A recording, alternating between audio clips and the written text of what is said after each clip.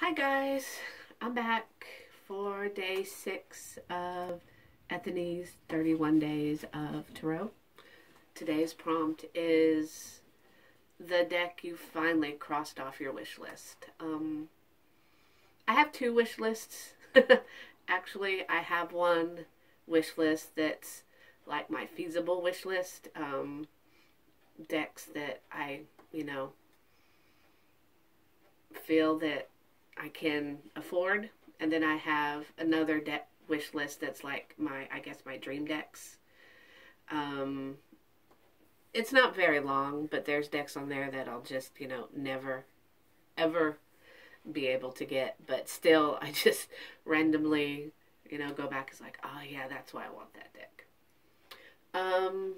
This deck has been, the deck that I got has been on both wish lists. It's the Illuminated Tarot by Carol Herzer.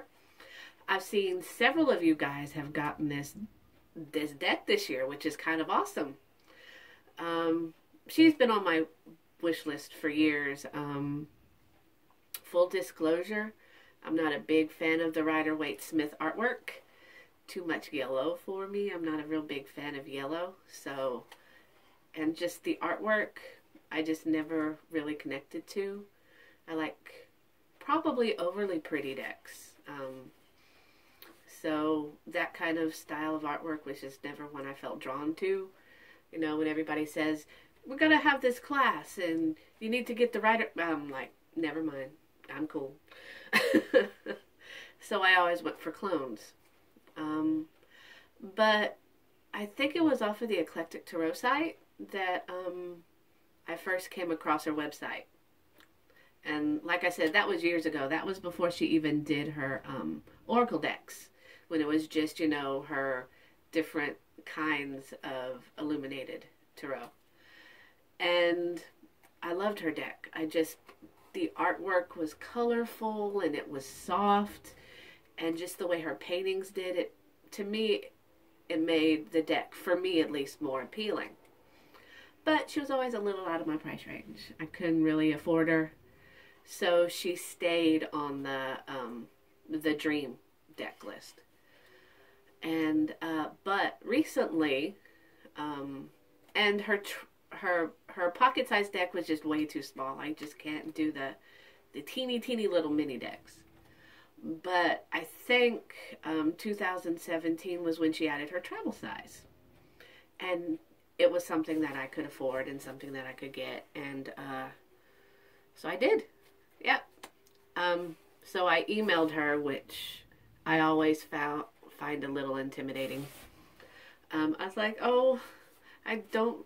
Okay, so I emailed her and was like, do you have any of your travel size left? And she's like, yeah, I have a couple left. And I'm like, they don't have yellow backings, do they? And she's like, no, I have these. And I was like, okay. So I got one, and I got it in my hands. Shipping was amazingly fast. And oh, these cards are just absolutely gorgeous.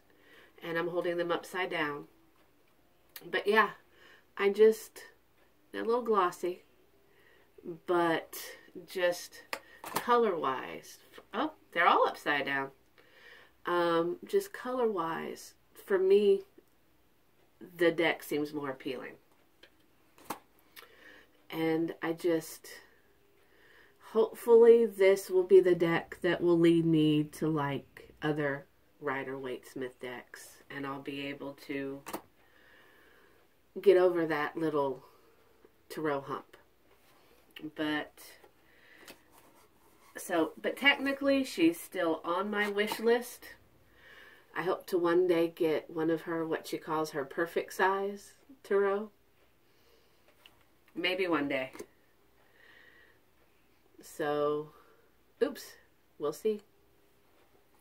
Yeah, that's the deck that I finally crossed off my wish list for 2017. So, well, thank you for coming back. And, oh, I didn't show you. Yeah, and when you order your deck from her, you get your deck in these awesome handmade, beautifully quality bags.